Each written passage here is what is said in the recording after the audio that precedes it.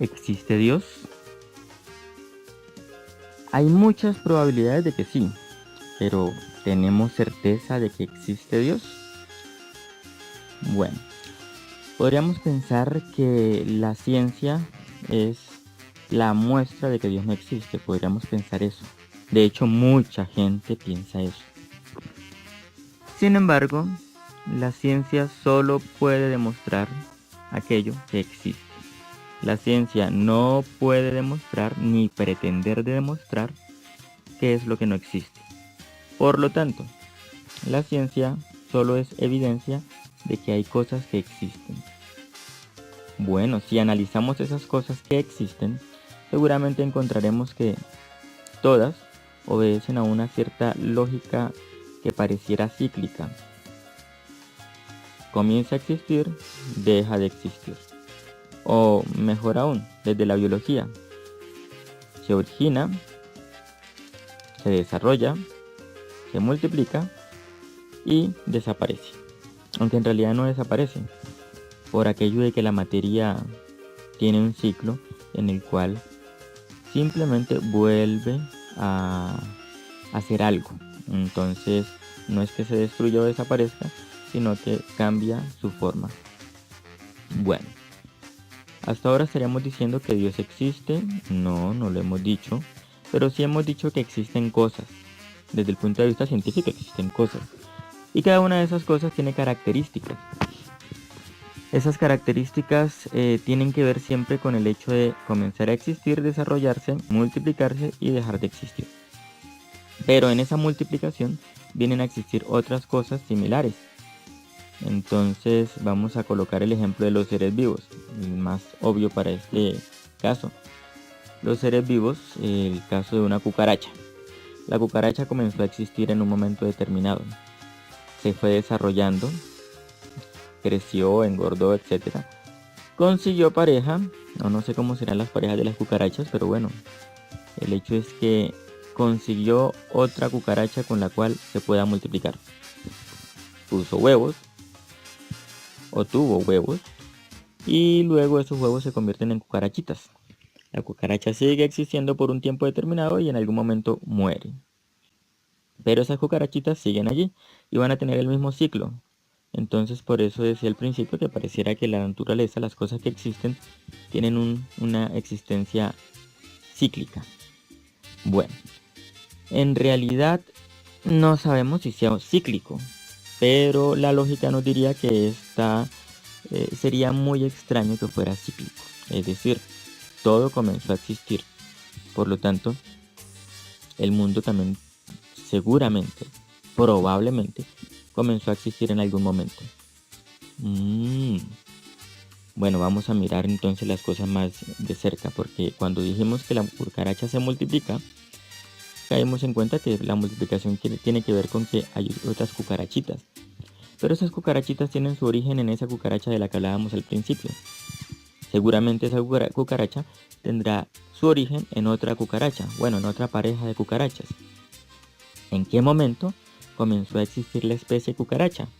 Según la evolución, es muy probable que la especie cucaracha comenzara a existir cuando desapareció o cuando se multiplicó en mutación o a partir de un proceso de mutación llegó a multiplicarse otra especie que a lo mejor sigue existiendo aún o a lo mejor ya no existe, desapareció en algún momento de la historia, bueno, de la prehistoria.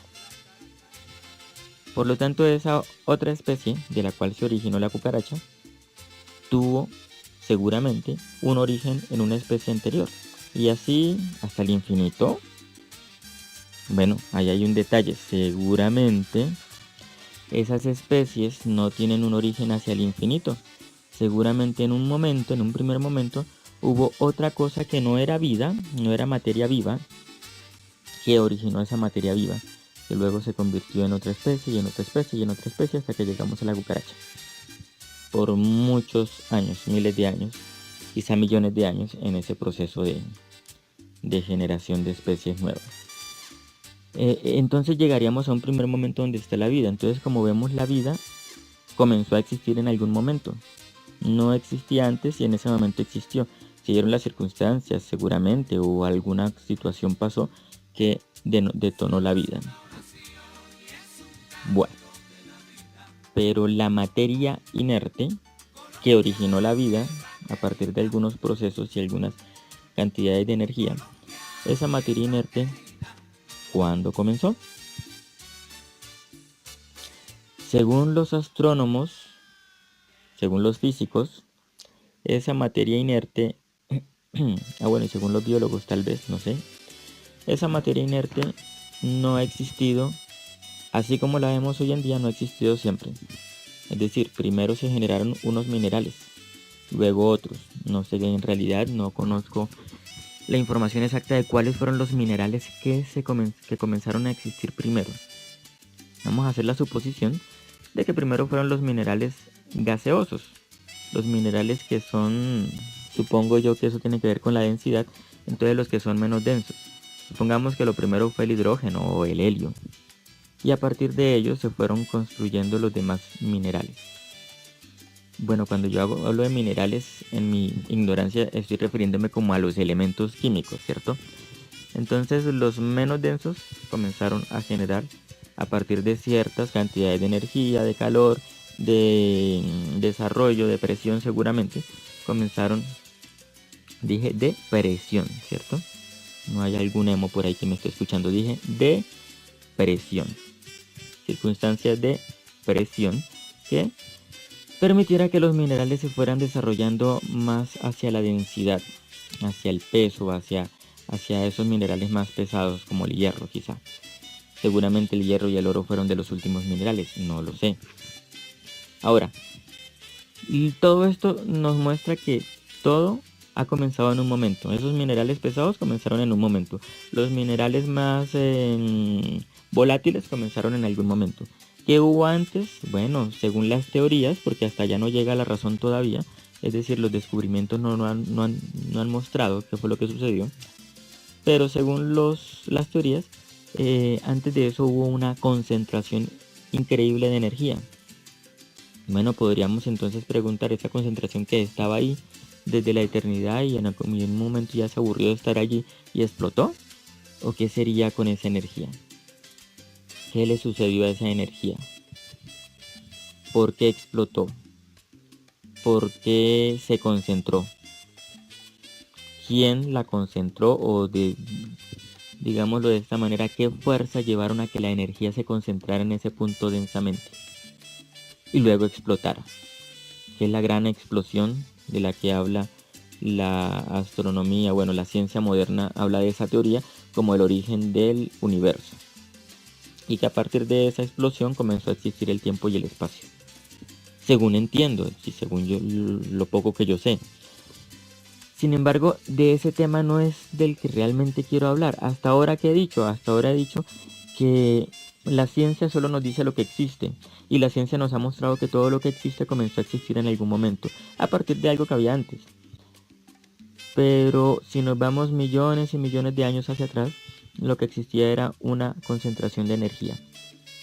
¿Qué sabemos? Antes de eso no sabemos nada.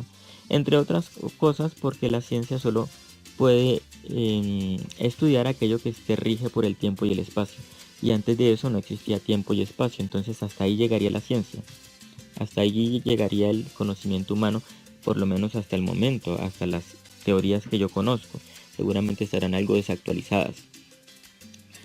Pero si toda esa ciencia, con ese gran esfuerzo humano intelectual que ha permitido descubrir esos conocimientos, si toda esa ciencia está en lo correcto, yo diría que sí, ¿sí?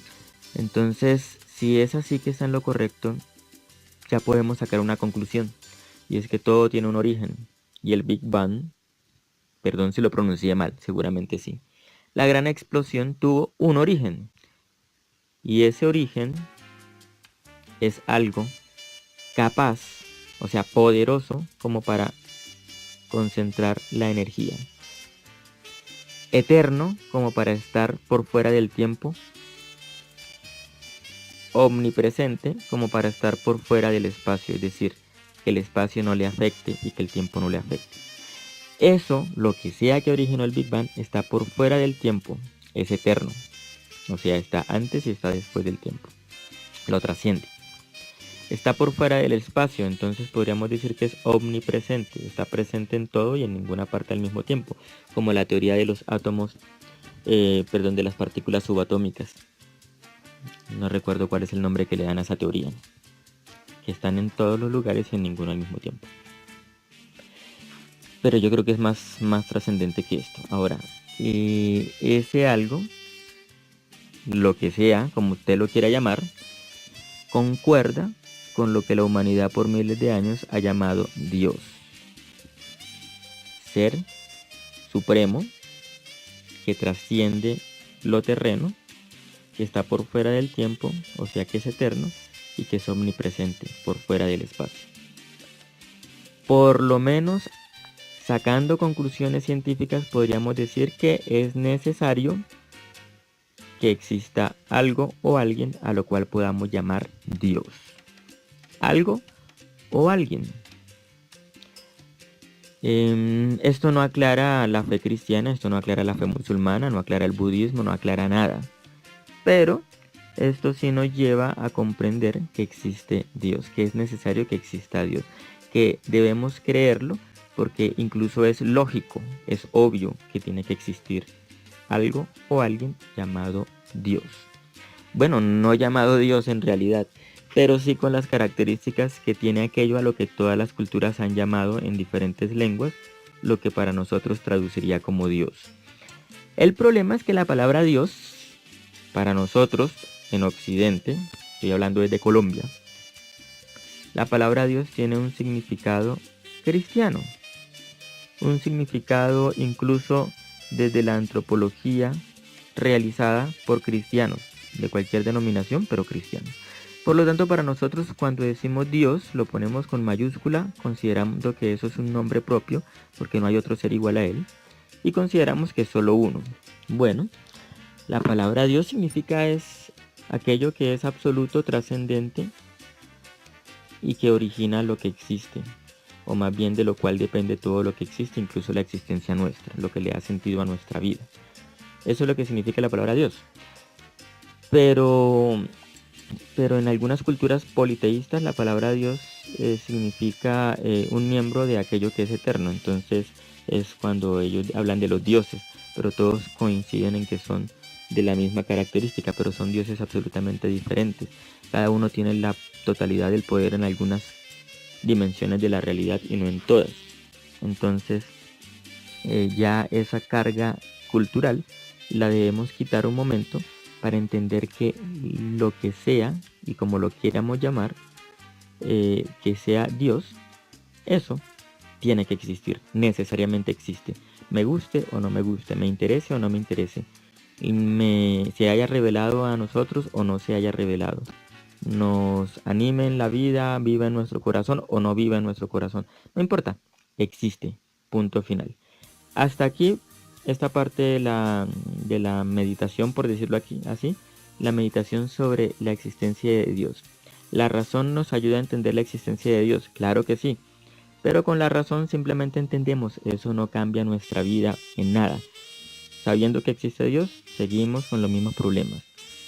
Sabiendo que existe Dios, podemos seguir en los mismos vicios, en las mismas virtudes si las tenemos. No va a cambiar nada el hecho de que racionalmente, como lo acabamos de intentar demostrar, racionalmente descubramos que sí existe Dios.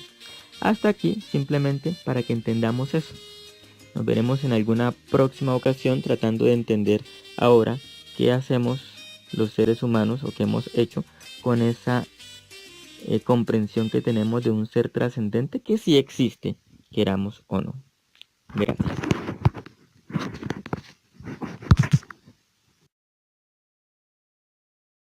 Abunde basmaya, nektadashis ma, tite malkuta meue, sevillana, aikana de basmaya.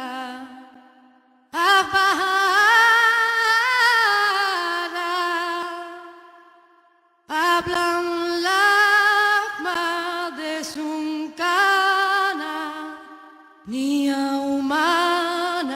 bash bukala na kaubay ay kanadaf ahnan Shbachnen lechai bai Ulatalana lemesiuna la pashana men bi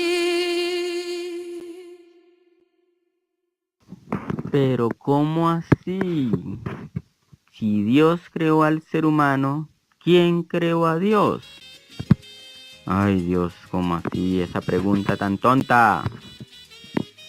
Bueno, pero ya nosotros sabemos que Dios no tiene origen, no tiene fin, porque está por fuera del tiempo, por fuera del espacio, y no lo rigen esas dos leyes que a nosotros sí nos rigen. Que Él, al ser eterno, puede ser el origen inmediato de todas las cosas, pero también ha decidido ser el origen de todo lo creado a partir de un momento que puede ser fácilmente compaginable con la teoría de la gran explosión y luego la teoría de la evolución. Perfectamente compaginaría. Solo que sabemos que esas teorías son simplemente teorías y no están plenamente comprobadas, aunque personalmente creo que son muy verídicas. Entonces, ¿quién creó a Dios? Por favor, no preguntes eso, ni siquiera tiene sentido esa pregunta. ¿Quién creó al origen? ¿Quién creó el origen? Pues el origen es el origen, punto. Antes de él no habría nada, porque entonces el origen habría sido originado por otra cosa y no sería ya el origen de todo. Entonces es una pregunta que inmediatamente nos hace caer en una contradicción. Dios es eterno. Él creó todo, pero a Él nada ni nadie tuvo que crearlo. Podríamos decirlo de una manera como para cerrar la pregunta, que Dios es el origen de sí mismo, o que Dios se creó a sí mismo, cosa que tampoco tiene sentido. Simplemente en la mente humana no cabe lo divino. No lo podremos comprender, y el día que lo comprendamos sabremos que no es cierto.